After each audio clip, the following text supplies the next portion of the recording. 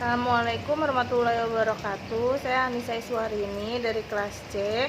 Izin untuk menjawab pertanyaan UTS Sistem Informasi Kesehatan.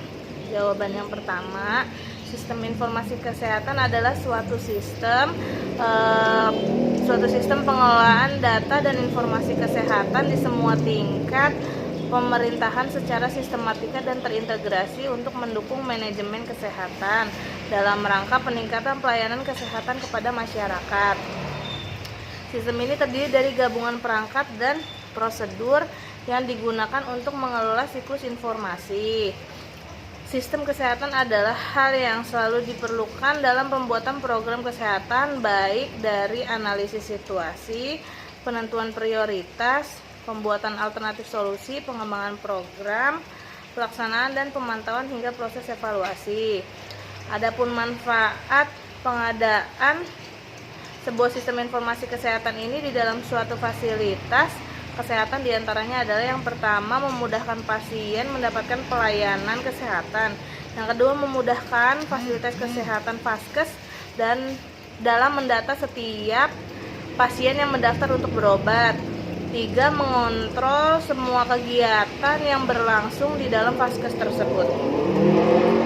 Jawaban nomor 2, guna mendukung pengembangan SIK berbasis database berikut langkah-langkah yang akan ditempuh. Yang pertama, meninjau kembali sistem yang ada atau reviewing the existing system.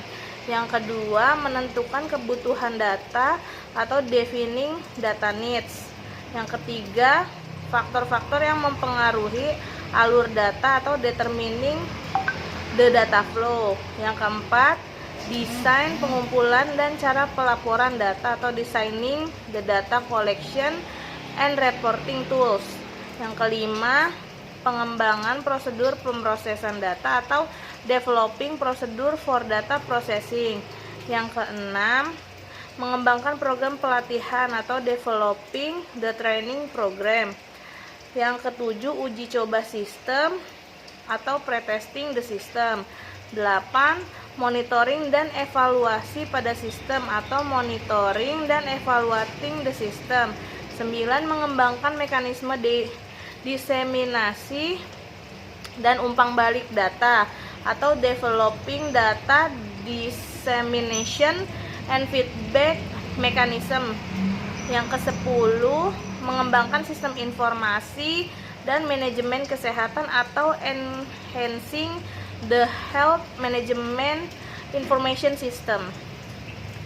Untuk jawaban ketiga, contoh penggunaan DSS di bidang kesehatan adalah adapun penerapan DSS dalam dunia kesehatan disebut dengan CDSS atau Clinical Decision Support System, atau sering kita kenal sebagai sistem pengambilan keputusan klinis.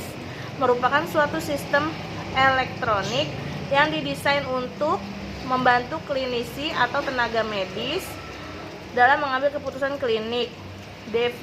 Definisi lain mengatakan bahwa CDSS menyediakan informasi bagi tenaga medis, pasien atau individu atau populasi tertentu untuk menghasilkan proses kesehatan yang lebih cepat, lebih efisien, lebih baik bagi layanan kesehatan individual maupun bagi kesehatan suatu populasi.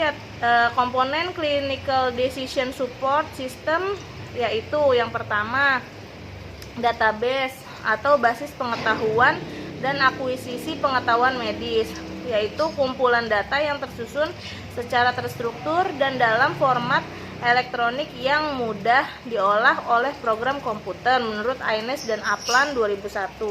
Database ini menghimpun berbagai jenis data baik yang berasal dari pasien, obat, jenis dosis, indikasi, kontraindikasi, dan lain-lain, dokter, perawat, dan lain-lain. Yang kedua, knowledge base atau memori kerja, kumpulan pengetahuan kedokteran yang merupakan sintesis dari berbagai literatur, protokol klinik, pendapat pakar maupun hasil penelitian lainnya yang sudah diterjemahkan dalam bahasa yang dapat dipahami oleh komputer. Yang ketiga, instrumen, alat yang dapat mengumpulkan data klinis seperti alat pemeriksaan laboratorium, EKG, radiologis, dan lain-lain menurut Bradburn dan Fox 2004. Yang keempat, mesin inferensial atau inference engine merupakan program utama dalam suatu CDSS yang mengendalikan keseluruhan sistem mulai dari menangkap informasi yang berasal dari pasien, mengonsultasikannya dengan knowledge base, dan memberikan hasil interpretasinya kepada pengguna. Yang kelima, antarmuka atau user interface, tampilan program komputer yang memungkinkan pengguna berkonsultasi untuk memasukkan data, memilih menu, hingga mendapatkan hasil baik berupa teks, grafis, sinyal, simbol, dan bentuk interaktivitas lainnya. Interaktivitas dapat bersifat aktif otomatis maupun pasif. Untuk soal nomor 4, penjelasan lengkap tentang sistem informasi di puskesmas adalah puskesmas merupakan salah satu instansi yang bergerak di bidang pelayanan kesehatan masyarakat. Sistem informasi puskesmas atau SIMPUS yaitu seluruh kegiatan puskesmas mulai dari registrasi, tindakan medis atau pengobatan, farmasi atau apotik, serta manajemen terhubung menjadi satu dengan sistem real online atau up to date. Setiap saat manajemen atau pihak yang berkepentingan dapat memonitor perkembangannya.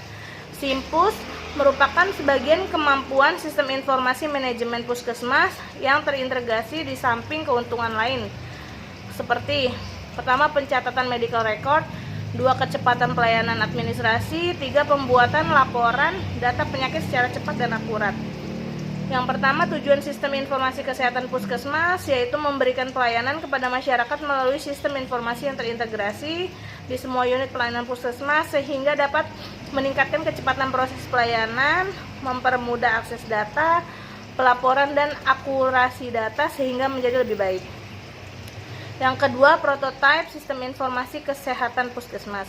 Prototipe adalah suatu tindakan atau proses untuk pengumpulan data, pelaporan data, dan akurasi melalui beberapa subsistem yang ada dalam suatu tempat tersebut sehingga data tersebut dapat digunakan dengan baik. Adapun prototipe SIK dan dalam puskesmas terdiri dari 7 subsistem, yaitu pertama, subsistem kependudukan yang berfungsi untuk mengelola data kependudukan yang terdiri dari misalnya kartu keluarga, pencatatan lahir, pencatatan nikah, pencatatan wafat, atau pencatatan pindah. Yang kedua, sistem ketenagaan yang berfungsi untuk pengelolaan data ketenagaan, data yang diolah oleh data pribadi anak, riwayat kepangkatan, riwayat jabatan, riwayat pendidikan, riwayat penghargaan, serta data penugasan pegawai. Yang ketiga, subsistem sarana dan prasarana yang berfungsi mengelola data sarana prasarana seperti peralatan medis, kendaraan, gedung, tanah, dan peralatan lainnya. Yang keempat, subsistem keuangan yang berfungsi untuk mengelola data keuangan secara garis besar saja, yaitu mencakup besar pembiayaan menurut kegiatan dan sumber biaya. Yang kelima, subsistem pelayanan kesehatan yang berfungsi mengelola data pelayanan kesehatan terdiri dari pelayanan dalam gedung, yaitu sistem rawat jalan yang meliputi pelayanan dasar dan pelayanan puskesmas keliling. Yang keenam, subsistem pelaporan khusus yang berfungsi untuk menyediakan laporan-laporan, misalnya pelaporan program khusus seperti TB, malaria, HIV, dan AIDS, dan KIA. 7. Subsistem penunjang seperti membuat backup atau proses membuat data cadangan, restore data, atau mengembalikan data ke dalam keadaan semula, dan recovery data atau pemulihan data rusak. 3. Alur data sistem informasi kesehatan puskesmas, yaitu pengumpulan data dimulai dari bagian pendaftaran dengan melakukan registrasi pasien yang menangani data kunjungan pasien, baik kunjungan pemeriksaan umum, gigi, gizi, KIA, KB, dan lab. Kemudian pemeriksaan atau pemberian tindakan medis berdasarkan jenis pemeriksaannya. Subsistem ini diklarifikasikan menjadi pemeriksaan umum, pemeriksaan gigi, kunjungan gizi, kunjungan imunisasi, kegiatan KIA, kegiatan KB. Apabila membuktikan pemeriksaan penunjang bisa dilakukan di bagian pemeriksaan laboratorium. Setelah pemeriksaan selesai dilakukan, pasien diminta untuk ke bagian kasir untuk membayar biaya periksa dan mengambil obat di bagian apotek. Sekian jawaban dari saya. Assalamualaikum warahmatullahi wabarakatuh.